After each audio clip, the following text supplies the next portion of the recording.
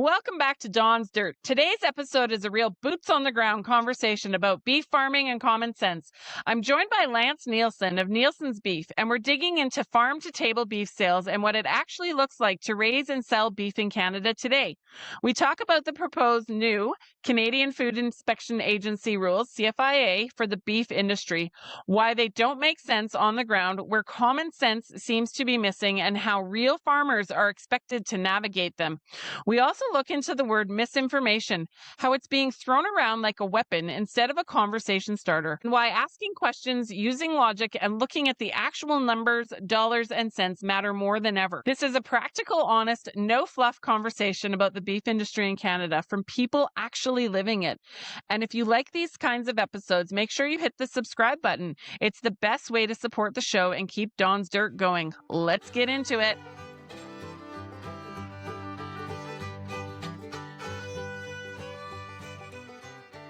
So, welcome here, Lance. I'm super excited about this episode. You are a farmer in Alberta here, central Alberta, and you're a beef farmer. Can you tell me a little bit about yourself? Sure. Yeah, my wife and family, my kids and I, we farm in Stettler County, so east central Alberta. We have the beef operation, so that's we have mother cows that have calves every year, cow calf operation. Plus we have a small confined feeding or a feedlot where we just focus on feeding future mother cows. Basically, we do heifer development, is what we call it. So everything we bring in is has the potential of being a future mother cow, and the ones that don't become mother cows for whatever reason, we usually try to fatten them up. We take them right to finish, and we have off farm beef sales, so direct to consumer beef sales for the ones that we fatten up. I love that. And so, your on-farm beef sales, where do you sell? Do you sell online? Do you go to farmers markets? How do you do It's that? Where do you go? it's all online, so we just have a website, nielsenbeef.com, and we just sell. People follow us on social media, get to know you, like what we do, and they go to the website and make their order. And we used to sell more Alberta wide. We used to focus on all of Alberta, but COVID made shipping very expensive. So now we just try to focus on central Alberta, kind of that Stettler through Red Deer type of area, and usually deliver everything ourselves when it's like that. And we like that a little bit better. We don't really ship too far abroad anymore. Fair enough. Fair enough. Yeah. What made you get into farm to table sales? We were a pretty small farm back in about 2015. We had about, say, 35, 40 mother cows and off-farm jobs as well. And we're just looking for a way to expand. Like 2015 was when oil field and everything crashed and things got pretty rough in Alberta for a bit there. We got the NDP government and, shut down coal and, it seemed like everything was under fire. It was hard. So we thought, well, let's expand the farm. So we started finishing the calves from our small herd of mother cows, and we just kept growing and growing and used that to grow into the farm that we are now. For sure. I love that. And so, I'm just curious, do you make a little extra off your beef? Selling, like, doing it that way, or is it about the same, or does it go up and down? It goes up and down. Like, prior to maybe a couple of years ago, we did make extra, and you need to. It's a lot of more work to sell direct. We need to make more. Honestly, the last year and a half or 2 years, we probably make less. We'd make more money just going and selling a live animal at the auction mart. It's a crazy market right now in the beef world. So yeah, we probably make less and have more work by selling direct. Right now, but that can change in another year. It could go flip back the other way. So yeah. For sure. Yeah, I've done farmers markets for many years, and I've talked to different beef producers, and it's gone both ways at different times. It's gone, where you make a bit more and you make a bit less, but for sure. Now, I'm curious, are your cattle, are they grass finished or grain finished? Other grain finished, we slow finish them. Like, we don't push them very hard, but they do get some grain to finish, and I like the taste better with some grain to finish. Everything that we feed them, growing on our place, and we actually finish with oats a little mostly. I mean, sometimes we grow barley, but we slower feed them, slower finish, but it is grain. Yeah. Nice. I love it. So you started your social media page. Let's chat about that. You've become a hot topic online these days in social media, all over the whole CFIA thing. So can you tell us about that? Like, what is going on here in Canada with our beef?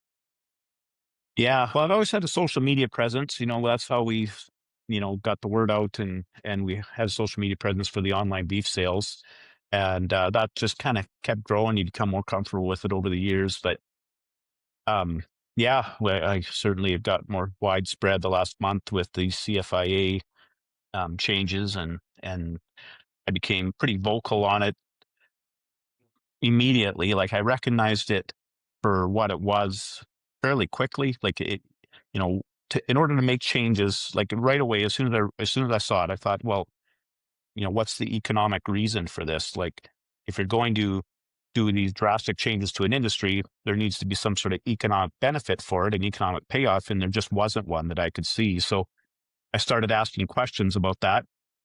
I saw your post, the poster you made, and that certainly got me going. The first time I heard about it was in December, and thought, okay, well, this doesn't make a lot of sense. And then your poster right at the beginning of January, then things took off like wildfire. And the more a person digs into it, the more you realize, yeah, there's absolutely zero economic benefit to this. And as time goes on, it becomes more ridiculous as the more things you uncover. For sure. So I actually have listeners in across Canada, but I also have listeners in the States and even in Australia. So can you just explain the bureaucracy and the rule changes to us? So just so if someone knows nothing about it, can you just explain what's going on to us? Sure. So right now we have a system that we have brand inspectors, and we have hot iron branding, and we have paper manifests, and we have herd of origin RFID tags. So every animal that leaves their herd of origin has to have an RFID tag. And so when you buy your RFID tags, all those are registered to your home premise.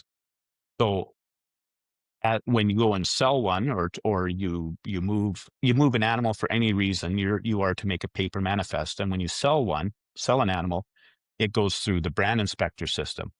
So that includes a paper manifest. It verifies that it all checks out with a brand inspector.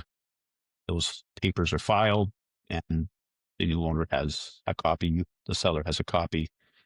LIS, it's called Livestock Identification Services. They have a copy.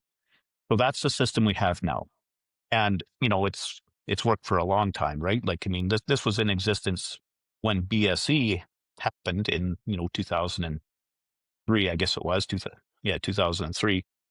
Um, and we tracked down everything that happened within 2 weeks. Now the border remained closed with the U.S. for 2 years, but we did have everything tracked down within 2 weeks, right? So that system works well, and there's been other, say, cases of that, a TB and different things that have happened over the years where they quickly investigate and find the problem.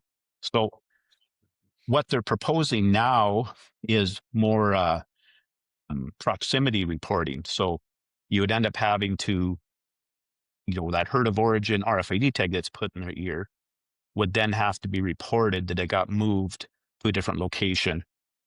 The buyer of an animal would have to report that this RFID tag number is now in their possession, or cattle that you own, if you happen to go to a vet with it, or you go to a livestock show, or anywhere that's outside of your home base of land, you would have to report that to a government website. As well as if an animal loses a tag, or if one dies, a tagged animal dies, you'd have to report that animal died. So that's a significant difference. And for a few reasons, this is problematic for us. One, just the cost of, this is a cow-calf producer-centric issue, right? Like, just to back up, I guess, a bit, the feedlots that go and buy weaned calves in the fall, they already do this reporting. So if you're a feedlot over 1,000 head feeding capacity, you do already report what RFID tags have come into your possession. So we're really only talking about smaller cow-calf operations. And so these people would have to buy all the electronic tag readers that go along with it. Typically a lot of cow-calf producers have an off-farm job as well. And so you're putting a lot of regulatory burden on them, a lot of extra work to do something that is actually generating no additional revenue. Just like in any business, any industry, once that regulation, exceeds a certain percentage, people just say, forget it. I'm out. I'm not doing it. I have an off-farm job. I can't keep up with everything. We're getting out of cattle. The other thing that it does is it pays a high price for proximity reporting, right? So if you are taking your especially when it comes to breeding stock, the females, if they were at an auction mart, maybe you bought some heifer calves that you wanted to turn into mother cows, 4 years later, you could get a call that says, hey, those heifer calves you bought 4 years ago, well, at the same time, there was a cow there who had a herd mate that tested positive for something. We got to come and quarantine your herd and check your herd out, right? So it pays a very high price for proximity. Same if you use community pastures. Same as if you went to a cattle show, a 4-H show, those sort of things. You get those calls later. And so it becomes a situation where it's not a more targeted approach. Like it's trying to be sold as, okay, this is more targeted. We can zero in on the animals quicker. It actually becomes a wider net. And that's what we've seen in Europe. The net that the authorities want to investigate becomes much wider. So once that starts occurring and people realize, well, wait a second, there's a big risk here for me to put especially my breeding stock to ever use a live auction ring or go to a 4-H show. That's a high risk, and we're just not going to do it anymore. And then again, starts having consolidation. Small producers leave. We end up having big producers take over. Like these are long-term consequences, especially for our rural communities that rely on. Cattle are a very stable anchor part of a lot of rural communities. Those start going away, and I mean that affects everything. That affects hospitals, school funding. That affects small businesses. I mean, it's really a far-reaching thing. Well, and what we've seen over the last many years in agriculture in general, so not just the beef industry, I feel like the beef is like the last frontier, really, where it's the place where you can entry level in. You can get a little bit of land, you can feed some animals out, you can sell direct to consumers. Um, and it's not like it's regulated to a point where it's good, but it's not over regulated. Whereas like I was in the greenhouse industry and they came in with more and more and more rules, not necessarily from the government, but from the grocery stores of you have to do this and you have to do this and you have to do this. And they all cost my farm more and more money to the point that I was like, I can't do it. It doesn't make sense for the size I am. And I pulled out of grocery stores and eventually I had to sell the farm. And so that is why I spoke up about this, is because I see bureaucracy and how it hurts the small farmers. And especially I've learned a lot in the last month as well, especially in the beef industry. It's kind of like the last frontier. And I just don't want to see less and less farms. I think we need more small farmers. I think we need more producers. I think we need, young guys that are able to get in. And so where do you think this will go for our beef industry here in Canada? Like if they implement it all, what will it do?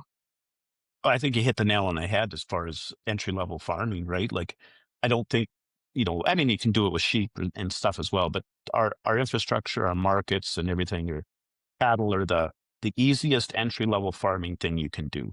Whether you're somebody that just wants to fatten up a couple steers to feed your family for the year, or whether you want to start having 4 or 5 cows and with the dreams to build it bigger, cattle are the entry-level agriculture.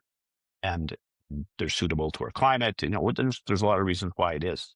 And so I think you did hit the nail on the head. Like we have to ask ourselves, is it important as a society for people to easily be able to raise their own food? Is it important to be able to have people, be able to start farming and have an entry level product that they can build up with? Like those are big things, and over regulation and continually pile on regulation that prevents it. It stops it. I don't care what industry you're talking. You said with the greenhouse industry, In Alberta, we have lots of oil and gas and construction. You don't see owner operators anymore in oil and gas and construction. You don't see one guy with one truck or one backhoe or something like that anymore, right? The ever increasing regulation it favors big organizations. For sure, and it pushes the little guy out. You look at our trucking industry, I've got a friend that's a trucker, and yeah, it just the bureaucracy and the rules and regulations push the little ones out. What I find really ironic, actually, when I sold produce to customers, I went right into the city of Calgary or out to Canmore, and my customer base, actually, they were very left-wing people. They were all NDP voters. They love liberal governments and things like that. But they also love small business, and I just found that really ironic that, we've got one side that loves small business, and yet there's lots of rules and regulations. And here we've got the other side who's conservative, and we like freedom, or typically conservatives like a bit more freedom. But these rules and regulations that are being put down, from the CFIA and are just like it's going to push the small business out. And it doesn't make sense. It just doesn't follow just one line and one section. No. It's kind of crazy to me, actually. Yeah, I agree. I don't even know if things are left and right anymore. I don't even know if that's labels that we should use. It's people who want to control and versus people that don't want to be controlled. Right? There's people that appreciate freedom, and there's people that want to control everyone. And I don't think that runs on left and right or party lines anymore. And unfortunately, what happens, like as we get more urbanized, I think we get a disconnect from what life is like in the trenches to actually get food to your table or turn on a light switch and have electricity there and all those things. And so we end up electing some poor people that don't understand it either. But whatever, that's fine. I just don't think that I don't think it's a left and right conservative or socialist lines anymore. No, I think part of the thing that I found really sad with this whole beef thing as well, because again, I'm not in the beef industry. I have 4 goats. It will affect my 4 goats, but it's just 4 little goats. It doesn't really matter. It's not going to affect my livelihood or anything. But what I've seen and learned in the last little bit here from attending some of the meetings and things like that is I've seen a real disconnect, and almost like a push, like, or a division between the really big producers and the small producers. I don't know, am I out to lunch there, or what's your thought on that? Well, I don't know if I agree with that totally. I haven't actually come really across anybody that's in favor of this, really. So I would classify myself as a medium-sized producer. Mm, I haven't talked to any big producers that like this either. And Okay. I've certainly engaged with people that think it's an okay idea or a good idea, but it doesn't seem to follow any sort of size line. Whether you're big or small, there's some small, and it's very few. Like you talk to 100 people, and you might run across one. Like it's very overwhelmingly being rejected, but haven't really found it come across any sort of size lines. Okay, yeah, perfect. Cool. That's great.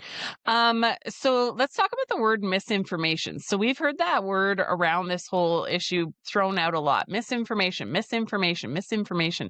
And I know when we hosted that meeting, so we got together, a few of us, and we hosted a meeting in Innisfail, Alberta, to bring some awareness to this. We didn't Farmers and producers, ranchers, they didn't know what was coming down the pipe. So we had that meeting in Innisfail on January, can't remember. It was in January sometime, just to talk about this issue and talk about like what's going on, because it did really come out of left field.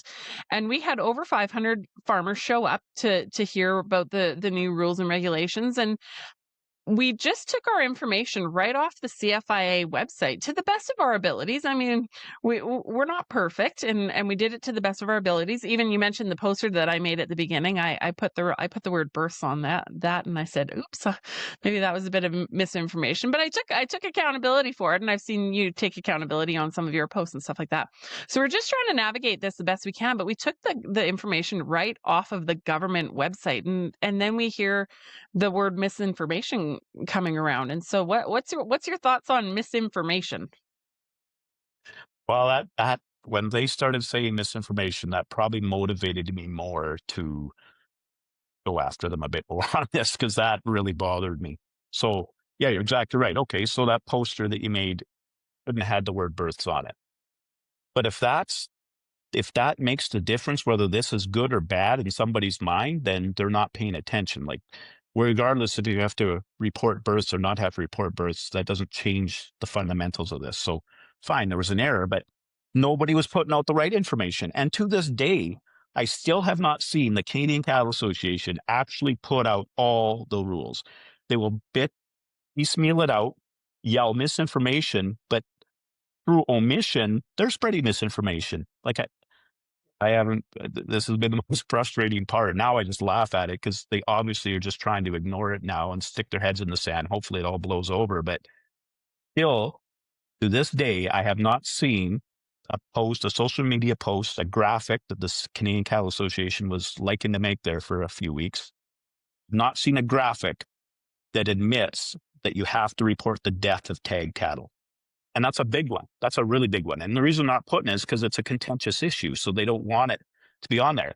So they, through omission, they're spreading misinformation, but they sit there and yell misinformation and, you know, they're doing it themselves. So yeah, that's been a frustrating ordeal. Now I seem to see, I think they're just, got their head down and hopefully this all blows over and they don't even want to engage on it anymore. So I think if you were to take what not to do, that's basically the playbook that the CCA has been following. Yeah, yeah. I went to the Alberta beef producers meeting, and again, I don't even own a cow, and I went, and they let me in, and I printed off the CFIA rules and regulations, and I took a couple of copies out around to a couple of the tables, and I went up to the CCA guy and I said, your pamphlet that you have on the table and the rules and regulations that I had printed off of the CFIA website here, they don't really match. And so, yeah, they didn't really have an answer for that. They said, "Oh, oops, we miss rodeos and cattle shows." It was kind of Yeah, it was missed brushed it. off. Yeah, Yeah, no, yeah. exactly. I mean, those are contentious issues, right? Cattle shows, vet visits, death reporting, lost tag reporting. Those are the contentious issues. So yeah, they don't want to put it on there, and that's been frustrating. So yeah, I mean, so we as producers and made that poster, and I'm very thankful that you did. You did the right thing. We're trying to navigate through it, right? I mean, that Gazette one that the CFIA put out where everything's listed, that's a weirdly document, right? Like that is a big document that you got to read through. And I don't know if they've read through it. Like I'm talking our producer groups, because what some of the things they're saying don't match up with what, and believe me, I've read that thing now, don't match up with what's in there. So yeah, that's been frustrating. But I mean, I'm going to jump ahead a little bit on you here. Like over the past, especially the past couple of weeks now, once the initial shock, if everything's gotten over and people aren't yelling misinformation back and forth to each other now you start actually looking at, well, what does this mean, right? What are we actually talking about? And our minds got so focused on some of the actual, reporting requirements that we're missing out that this doesn't have to do with the trade of boxed beef, right? Like people will justify this saying, well, we have to do this to protect our market or to expand our markets. Well, our markets, and the market they're referring to is typically Europe and Asia. Well, this has nothing to do with boxed beef. This is about live beef trade. We don't send live beef to Europe and Asia in any sort of numbers. I'm not saying a few don't go here and there for maybe, some sort of specialty, purebred, high-end genetics or something. I'm sure there's a few. But basically, our live beef trade is only with the United States for the most part. And to Europe and Asia is boxed beef. Or if you're talking genetics, it's like frozen, embryos or semen or something. But when it's one of these, through omission, right? It's kind of left ambiguous. Oh, it's just about trade. Yeah, but we're only talking about live trade. This does not affect boxed beef. And in fact, with boxed beef, that's how they deal with if there's an outbreak of something, right? Like boxed beef is the solution. Whether you're talking foot and mouth disease or something, boxed beef is a safe way. It converts it to a safe product. and you can ship it still. So, you know, you get digging deeper into this and you realize there's actually zero economic benefit to this. This doesn't affect live trade to Europe, or it doesn't affect box beef trade to Europe or Asia. We don't send live animals really in any sort of number to Europe and Asia, and we never will, because I mean the logistics of taking a live animal at the port, taking that live animal across the ocean, it's just the expense. It's just not going to happen. You're never going to do it, right? The economical way is either frozen genetics or box beef. So again, they leave it ambiguous on purpose. And once you start peeling back the layers, you realize, well, there's nothing here. There's no economic benefit to even do this in the first place. There's even less than I thought 2 weeks ago.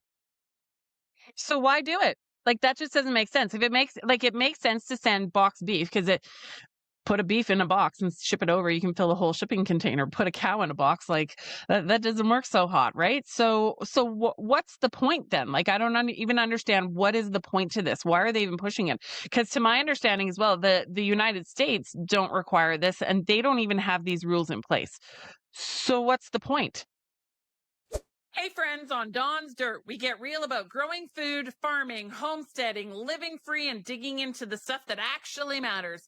If you're loving the dirt we're dishing out, don't forget to like, subscribe, and follow on your favorite social media platforms. That's how we keep growing this community of badass, soil-covered, chicken-loving, freedom-chasing humans. Like and subscribe to me on Instagram, YouTube, Spotify, Apple Podcasts, you name it. Come be part of the movement. I don't know. I think I hardly even want to speculate, but I guess what I'm hoping the case is okay, the CFIA really wants this because the CFIA is doing what CFIA does and just wants more control, right? And I don't even blame them. They're bureaucrats, they're under a liberal government. This is what they like to do. But what I am frustrated with is our producer groups like Canadian Cattle Association or Alberta Beef Producers, whatever provincial organization we're talking. I'm disappointed that they didn't recognize that there wasn't actually any economic benefit to this. And instead, they have actually tried to push it, that it's a good thing. And so I'm disappointed with them. And I'm disappointed that they didn't recognize this for what it was. What's the actual, goal? Why did this get, brought up in the first place? Is CFIA doing CFIA things? Maybe. I don't know. Well, and it's not the farmers that brought it to the CFIA. It's the CFIA, I think, that brought it to the producer groups, and then they've been pushing it through, and the government that's pushing it on the farmers. Yeah, I don't know. So let's go back to if this went through, and they have put a pause on it or a stop. Have they paused it or stopped it? I can't remember. Just paused, which I don't even know what that means, right? That could be unpaused tomorrow. Paused means let's just pause it till the crowd goes quiet, and then we'll push it through. That's what I'm a little afraid of.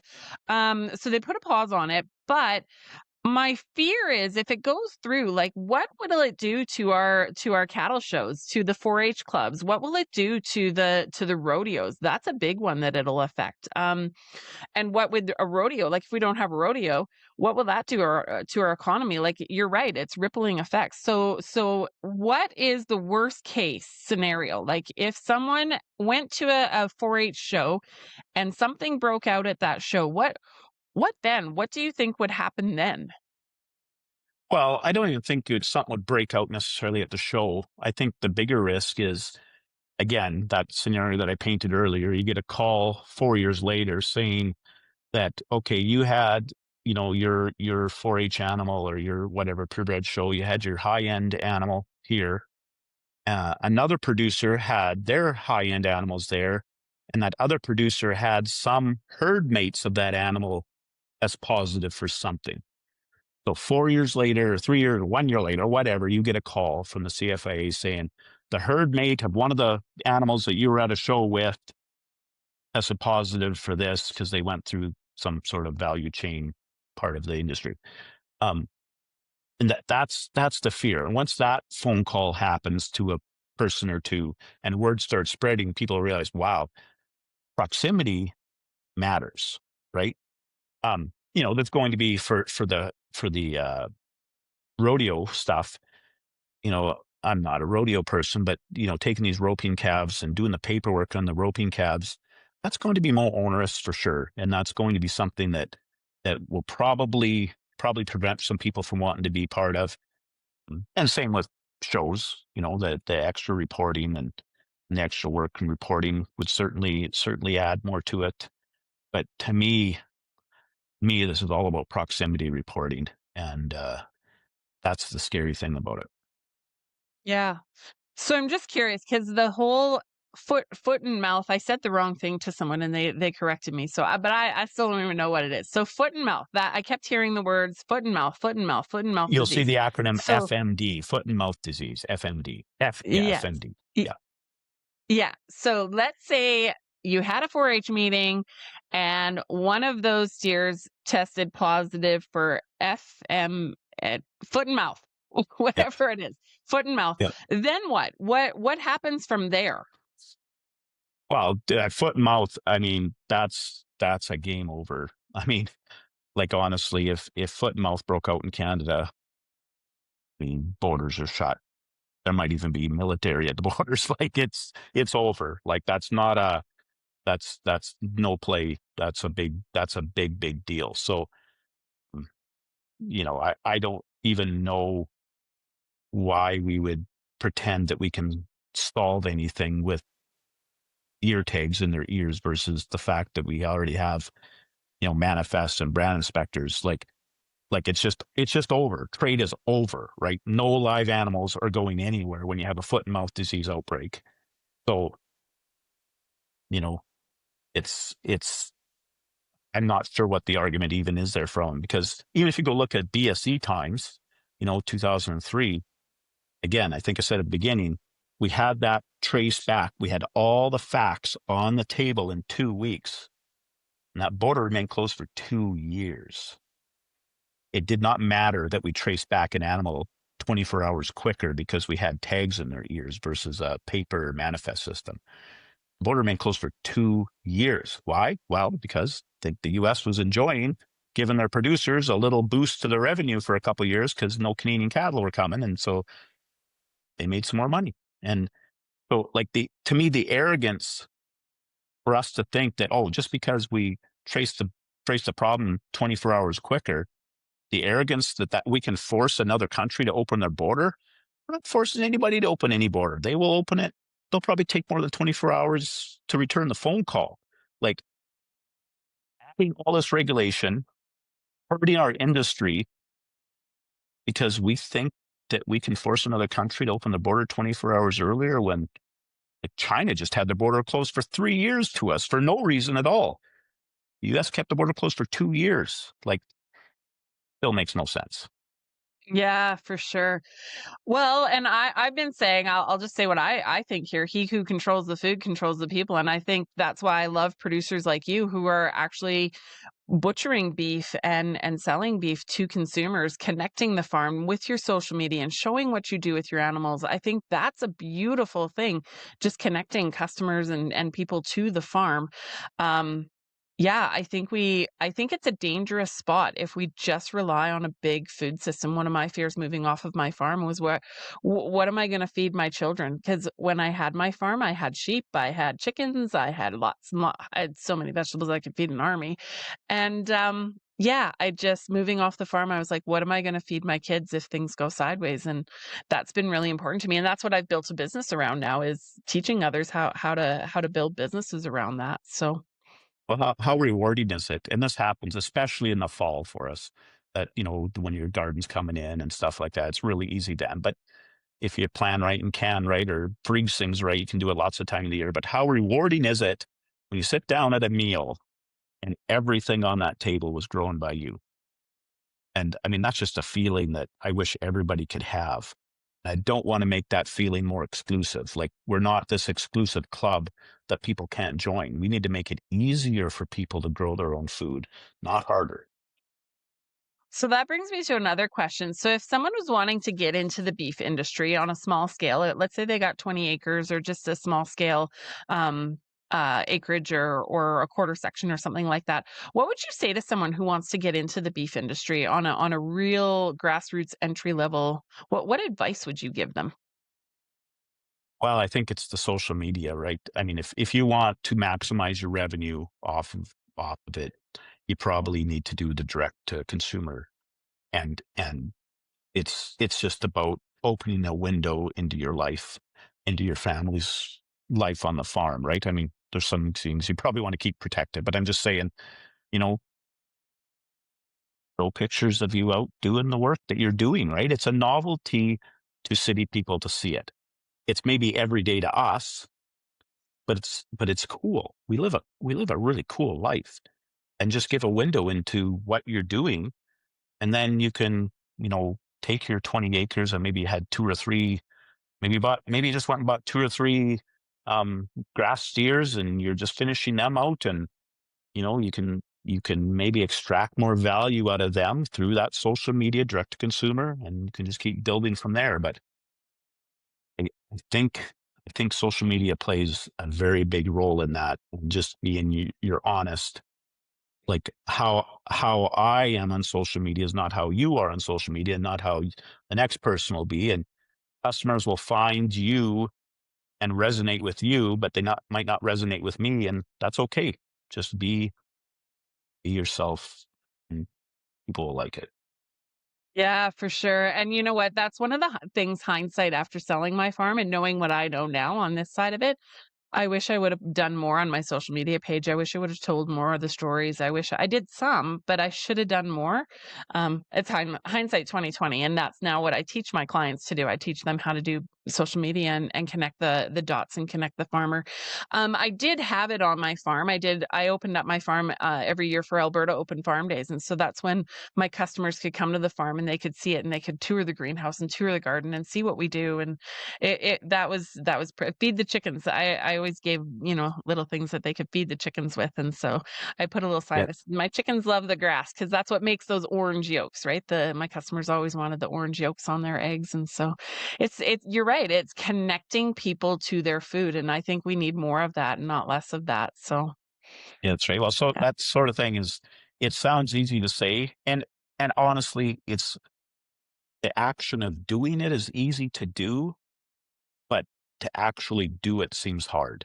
Like to and it becomes a habit. Once you start, you can get the ball rolling, but sometimes it seems very difficult to start and awkward, and you don't want people to think that you're stupid, or you don't want people to think that you don't want them to see that broken gate over in the corner. You don't want to see some, like, there's a lot of things that go through your mind when you're posting videos, right? But once you just get doing it, it becomes easier and easier and easier to keep doing it. Well, and everybody has a broken gate on their farm. I mean, I brought my even Alberta Open Farm Days. I'd bring my people, like my customers and my people wanted to see my farm. I brought them out to my garden, and let me tell you, it was not weed free. Like, we had weeds, and I was like, "We are here for production, and this is not a pretty picture here. Like, it's food production," and so it was not weed free. And I just explained that to them, and then I also explained that sometimes in my field crops, we, instead of pulling the weeds or tilling the weeds, we actually took the lawnmower or the string trimmer to it, because if you didn't get to it or you missed something, or up the walk paths, especially, we took the ride 'em lawnmower just to it, just to that was weed control sometimes. It Yeah. Yeah, it's farming is not always pretty. It's not always a bed of roses, and it's not always like, I'm sure you've had bad things and weird things happen on your farm too. Yeah. Oh yeah. There's things that are frustrating, but I mean, I don't know. At the end of the day, it is such a great life. Like, I mean, that what the adage, whatever you enjoy, right? Saying a bad day on the farm is still a better day than a good day, sitting in the office or something, right? Like, it's still it's still awesome no matter what. So, you know, that that attitude is important to remember. For sure. Well, and then we were talking about the bureaucrats. It's the bureaucrats in the offices that are making the rules, and the people on the farm that have to implement them. And it seems like the lack of communication. Really, if I had to sum it up into one thing, it's the lack of communication from the boards to the farmers to the producers to, from the bureaucrats to all of it. It's just been a lack of communication. And so I think we as society, we need to start building bridges and having more conversations around lots of things, and conversations, not fights, but conversations. Mhm. Yeah, I think we moved into a spot in the past 10, 15 years where, boards and bureaucrats are filled with accountants and lawyers, and and we want to measure everything all the time, even if there's nothing really valuable to measure there. They're from a life where they have to report goals, right? They have to say, well, how many phone calls did you make today? And they measure that, and then it just keeps moving up the chain. And that doesn't scale, and that's not the reality of farming. But that's the kind of people that we have now making rules for us. And I don't know how we break free of that. I guess doing what we're doing here, that's how we break free of it, and making that post that you made and sharing it and sharing the video. That's what we have to do. But yeah, that's a tough battle when that's what we're facing. But we, the people, have the power to change it. And so social media, having conversations, and just going for coffee at your neighbor's house. I mean, just keeping awareness, keeping having conversations. And we also have the power because we had that meeting, and the farmers pulled together, and we got a pause. It's not stop, but we got a pause. And so the squeaky wheel does get the grease. And so, yeah, thanks for being part of that, really, and raising awareness around it for all the small farmers. As I'm talking, I'll be honest with you, I'm out talking to different people all the time, and I say, "Do you follow Nielsen beef? You should probably follow Nielsen beef. Follow Nielsen beef. Follow Nielsen beef." Like, I just say it over and over and over again, just because I think you are such a great, logical, well-read. You've actually read the documents from the source, and yeah, I think that's really been helpful. You've really um, held a voice for smaller producers. And so I don't know if anyone's ever complimented you, but you should be proud of yourself and what you've done for the beef industry. So I'm going to publicly thank you, sir. Well, I appreciate it, and honestly, it's been actually pretty good. Like, there's a show, a cattle show, and a regular show on the weekend in Stettler. So it's 3 days, and I walked around the event for all 3 days, and I got stopped a lot actually, and people were always very happy to tell me that they appreciate that I was saying things, and that means a lot. I really appreciate that. And I've gotten phone calls from producers in other provinces, wanting to kind of replicate what we're doing here in Alberta, and so that feels good too. And I appreciate all those comments for sure. For sure. And recently you just did your own live video with a man from the UK. Can you just maybe let's take a few minutes to recap that. So can we poach that episode? Like, it was not really a podcast, but you did a live on Well, yeah. your Facebook page? Well, I was supposed to be a live Facebook, and apparently all these gray beard hairs I have showed through, and I couldn't even get the technology working right. So we ended up doing a TikTok live, which worked, with Facebook also running at the same time. But anyways, yeah, I talked to, so he's calls himself the Beef Farmer. Good follow if you want to go find him on whatever social media platform. And he's in Wales in the UK. And so I thought it'd be interesting to talk to somebody that actually produces beef under, you know, this system that is trying to be imposed on us. So they have a cattle passport system where, cattle, every animal has a unique passport that has to follow them through their life cycle, right? And it's very similar to what's being proposed here.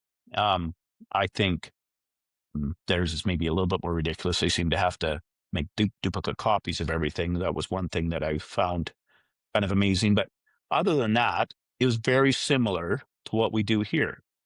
And what you can see is, I mean, one, I asked them, hey, has this resulted in consolidation? Like, are you guys losing a lot of small farmers? And he said, yes. I mean, yes, that's what's happening, right? But the other things that are scary is, well, one, and when it comes to diseases, like the UK has an absolute out of control TB scenario, right? So they have all this regulation, and yet the TB spread is worse in spite of all this regulation. So, this is being sold to us as a way to target and get a handle on the spread of especially something like TB. Well, it's the opposite there. It's worse. It's getting worse every year there. And they have other issues with control of the wildlife population that's actually spreading it and stuff. But all these bureaucrats are making these regulatory decisions, and the spread is getting worse. But and then some of the things that are so concerning. I actually just released a snippet of a video from it today about what happens. They get an annual surprise inspection on their cows every year. It's a surprise inspection, and what happens if you don't, if something's out of inspection, right? Like, is a cow missing a tag? Like every one of their animals has to have a tag in. What if an animal's missing a tag? You're expected, doesn't matter what time of year it is, doesn't matter, those cows could be out on pasture in July, roaming, 500 acres. I guess it's UK. They probably only have 5-acre fields, I guess. But anyways, in our scenario, 500 acres, and they expect their producers to get those animals in every single month, no matter where they are, to inspect if they're missing a tag. And then they have annual surprise audits to make sure you're following through. And those auditors have the power of arrest, and they have powers to give you fines, and they have powers to claw back subsidies, because UK has a highly subsidized industry because it's so regulated. They had to start subsidizing their farmers to keep farmers, going. So, like, those things are scary, like not just a little bit scary, like very scary, because the more regulation you have, the more control they have. And then they start bringing in subsidy schemes because, well, people are crying, well, we're losing our small farms because the regulation is killing us. Okay, well, let's give you a subsidy. Well, then they have you in their palm, right? Then they have everything. And so do we want that here in Canada? I would say no. No, that's right. I mean, that's what we need to be very aware of. And I don't think that's conspiracy minded. That's not slippery slope worry. That's real. Like, that's forward thinking, saying, look, we have a roadmap. We can see it's happened already here in the UK. Like, why would we be different? And I think it's very regressive thinking to not draw the parallel that, hey, you're implementing the exact same guidelines and regulations that destroyed the European livestock industry. Why would we want to impose that on ourselves? Like, I mean, that would be a missed opportunity for us, right? So they have wrecked their livestock industry. They're going to need to import more food. Why would we want to destroy our livestock industry so we can't be there to import more food? Like, let's not make the same mistakes. Are you sitting on a farm or homestead that could be making you real money? Tired of guessing on how to market your products? I owned a 36,000 square foot greenhouse. I ran 2 farm to table stores. I had 30 people on payroll.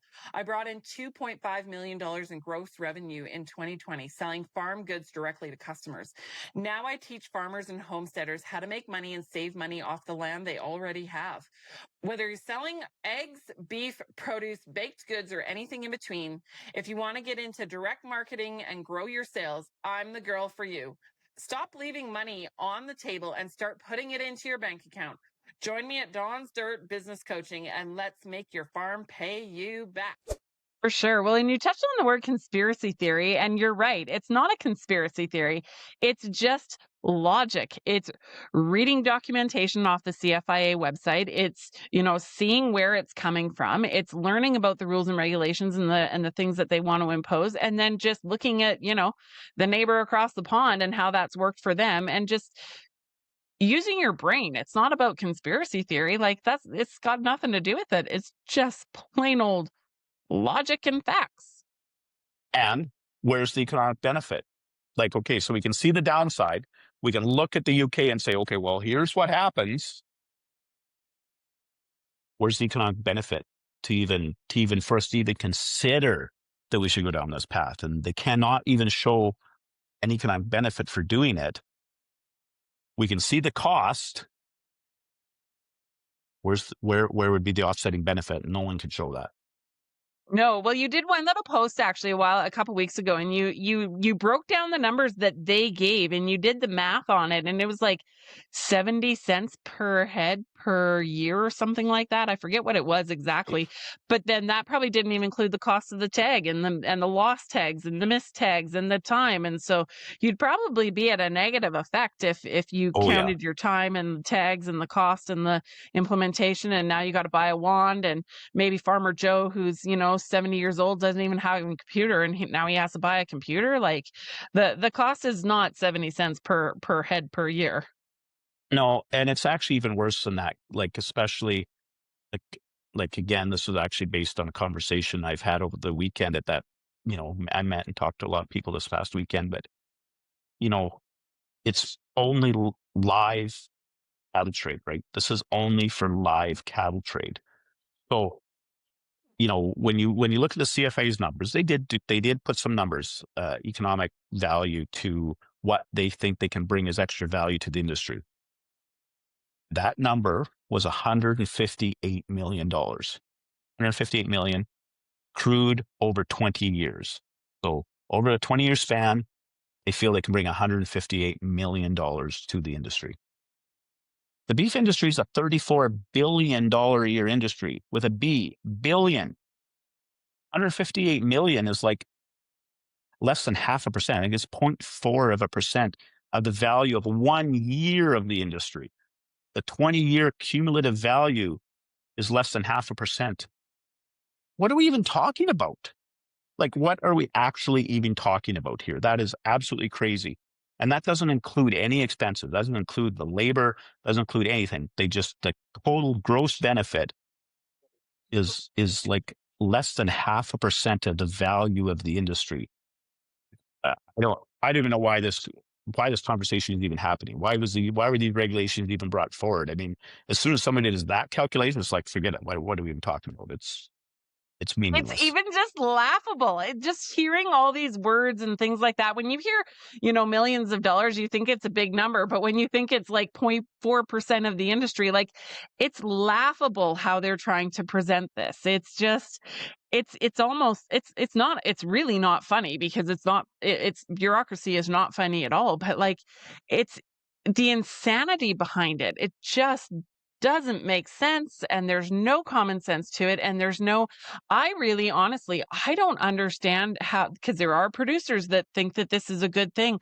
I just don't even see how or why they even believe that or see that. It just doesn't make sense. It boggles my mind. I'm not Well, trying to be rude.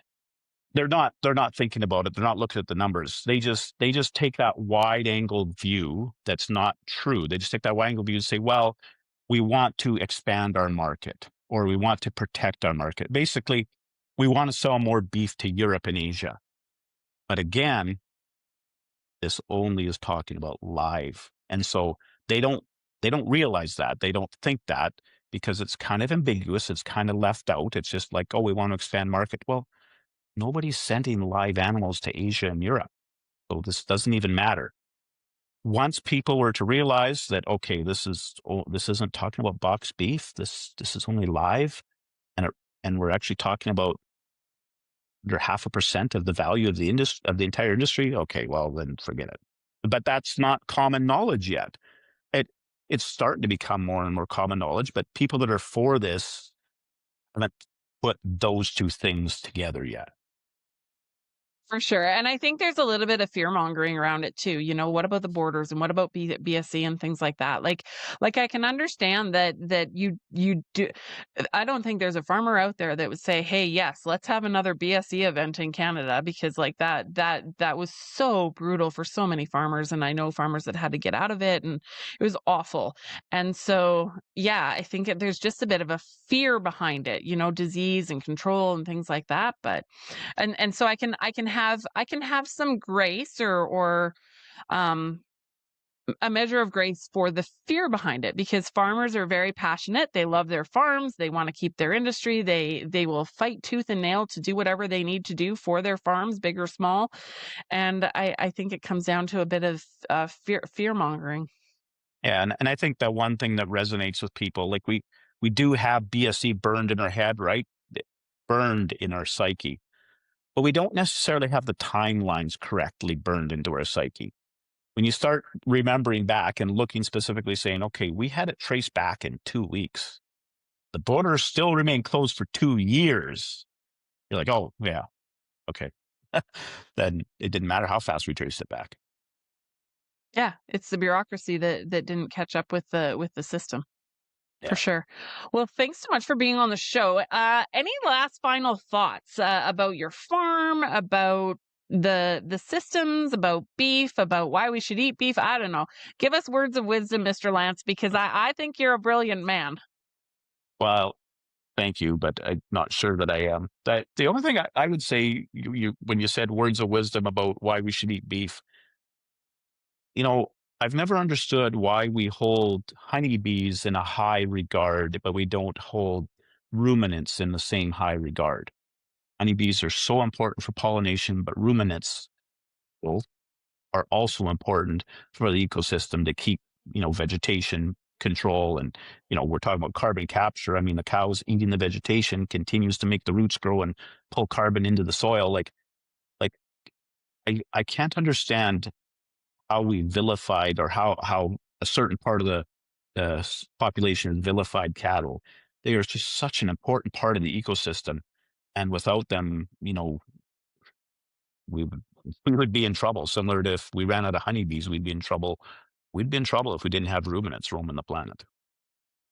Sure. No, it makes sense to me. And personally, I like to eat beef. Yep. I have chickens. I had some pigs this year. I like, to be honest, I like beef best. There is nothing better than a good steak on a plate, for sure. That is great. That is great to hear.